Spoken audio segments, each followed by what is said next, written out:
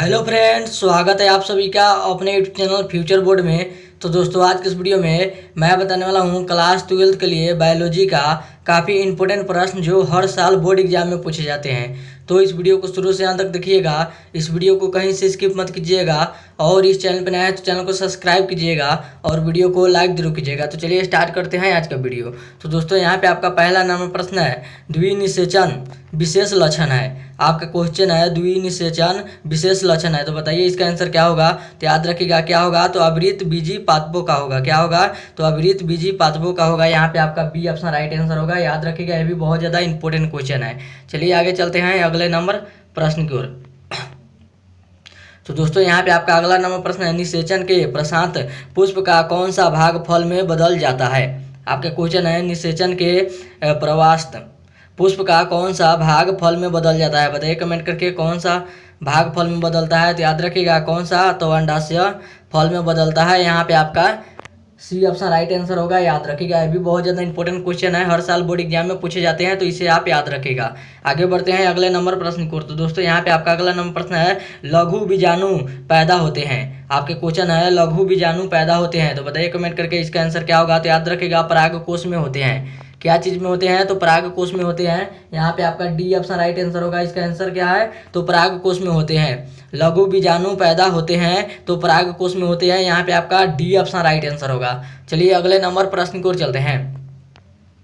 तो दोस्तों, यहाँ पे आपका अगला नंबर प्रश्न, निम्न में से कौन सा भाग सूक्ष्म बीजाणु धानी का एक स्तर नहीं है। आपका क्वेश्चन है, निम्न में से कौन सा भाग सूक्ष्म बीजाणु धानी का एक स्तर नहीं है। तो बताइए कमेंट करके इसका आंसर क्या होगा। तो याद रखिएगा बाह्य स्तर होगा। क्या होगा, तो बाह्य स्तर होगा। यहाँ पे आपका डी ऑप्शन राइट आंसर होगा। चलिए अगले नंबर प्रश्न की ओर चलते हैं। तो दोस्तों, यहाँ पे आपका अगला नंबर प्रश्न है, निम्न में से कौन सा पौधा जलोढ्विट है। आपके क्वेश्चन है, निम्न में से कौन सा पौधा जलोढ्विट है। बताइए कमेंट करके इसका आंसर क्या होगा। तो याद रखिएगा क्या होगा, तो सिंघारा होगा। क्या होगा, तो सिंघारा होगा, जो कि यहाँ पे आपका ये ऑप्शन राइट आंसर होगा। क्या होगा, तो सिंघारा। याद रखिएगा, ये भी क्वेश्चन बहुत ज़्यादा इंपॉर्टेंट है, हर साल बोर्ड एग्जाम में पूछे जाते हैं, तो इसको आप याद रखिएगा। आगे चलते हैं अगले नंबर प्रश्न को। तो दोस्तों, यहाँ पे आपका अगला नंबर प्रश्न है, निम्न में से कौन एक लिंगी है। आपका क्वेश्चन है, निम्न में से कौन एक लिंगी है। बताइए कमेंट करके कौन एक लिंगी है। याद रखिएगा पपीता एक लिंगी है। कौन एक लिंगी है, तो पपीता एक लिंगी है, जो कि यहाँ पे आपका सी ऑप्शन राइट आंसर होगा। इसको आप याद रखिएगा 100%, ये हर साल बोर्ड एग्जाम में पूछे जाते हैं, इस साल भी पूछ सकता है। चलिए अगले नंबर प्रश्न की ओर चलते हैं। तो दोस्तों, यहाँ पे आपका अगला नंबर प्रश्न है, पौधे जो जलीय वातावरण में नहीं पाए जाते हैं। आपका क्वेश्चन है, पौधे जो जलीय वातावरण में नहीं पाए जाते हैं। तो बताइए कमेंट करके इसका आंसर क्या होगा। तो याद रखिएगा क्या नहीं पाए जाते हैं, तो बबुल नहीं पाए जाते हैं, या बबुल कह लीजिए या बाबुल कह लीजिए, वही है, जो कि यहाँ पे आपका डी ऑप्शन राइट आंसर होगा। याद रखिएगा, ये भी क्वेश्चन बहुत ज़्यादा इंपॉर्टेंट है, 100% ये हर साल बोर्ड एग्जाम में पूछे जाते हैं, तो इसको आप याद रखिएगा। चलिए अगले नंबर प्रश्न की ओर चलते हैं। तो दोस्तों, यहाँ पे आपका अगला नंबर प्रश्न है, एनीमोफिली। आपका क्वेश्चन है, एनीमोफिली नामक प्रांगण किसके द्वारा होता है। आपका क्वेश्चन है, एनीमोफिली नामक प्रांगण किसके द्वारा होता है। बताइए कमेंट करके, नामक प्रांगण किसके द्वारा होता है। तो याद रखिएगा किसके द्वारा होता है। तो याद रखिएगा हवा के द्वारा होता है। किसके द्वारा होता है, तो हवा के द्वारा होता है, जो कि यहाँ पे आपका डी ऑप्शन राइट आंसर होगा। चलिए अगले नंबर प्रश्न की ओर चलते हैं। तो दोस्तों, यहाँ पे आपका अगला नंबर प्रश्न है, निषेचन क्या है। बताइए कमेंट करके निषेचन क्या है। तो याद रखिएगा निषेचन एक, यहाँ पे आपका निषेचन क्या है, तो अंडा तथा नर न्यूक्लियस या संयोजक है। क्या है, तो अंडा तथा नर यूनिक्लियस का संयोजन है। यहाँ पे आपका ए ऑप्शन राइट आंसर होगा। क्या है, निषेचन, तो अंडा तथा नर न्यूक्लियस या संयोजन है। यहाँ पे आपका ए ऑप्शन राइट आंसर होगा। आगे बढ़ते हैं अगले नंबर प्रश्न को। तो दोस्तों, यहाँ पे आपका अगला नंबर प्रश्न है, वायु प्रगति। आपका क्वेश्चन है, वायु प्रगति पुष्प सामान्य होते हैं। आपका क्वेश्चन है, वायु प्रगति पुष्प सामान्य होते हैं। तो बताइए कमेंट करके क्या होते हैं। तो याद रखिएगा क्या होते हैं, तो आकर्षक होते हैं और छोटे होते हैं, रंगहीन होते हैं, इसलिए यहाँ पे आपका डी ऑप्शन राइट आंसर होगा। बी और सी दोनों होगा। क्या होते हैं, तो छोटे होते हैं, रंगहीन होते हैं, इसलिए यहाँ पे आपका डी ऑप्शन राइट आंसर होगा। बी और सी दोनों ऑप्शन सही होगा। चलिए अगले नंबर प्रश्न को चलते हैं। तो दोस्तों यहाँ पे आपका अगला नंबर प्रश्न है, स्त्री दल चक्र पुष्पों में बना है। आपका क्वेश्चन है, स्त्री दल चक्र पुष्पों में बना होता है, तो बताइए कमेंट करके क्या बना होता है। तो याद रखिएगा इनमें से सभी बना होता है। यहाँ पे आपका डी ऑप्शन राइट आंसर होगा।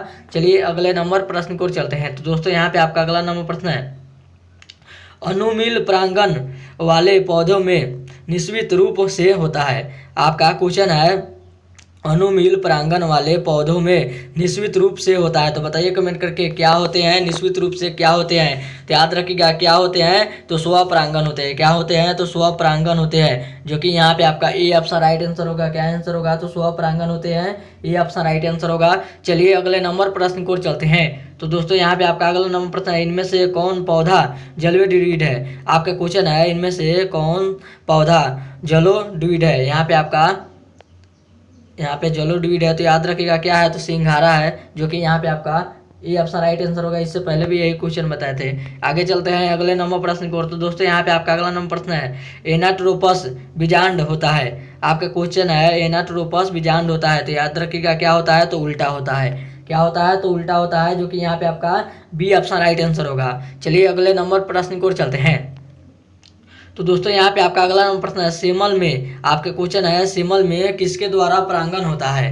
आपका क्वेश्चन है, सेमल में किसके द्वारा परागण होता है। तो याद रखिएगा क्या किसमें होता है, तो चमगादड़ में होता है। किसमें होता है, तो चमगादड़ में होता है, जो कि यहाँ पे आपका ये ऑप्शन राइट आंसर होगा।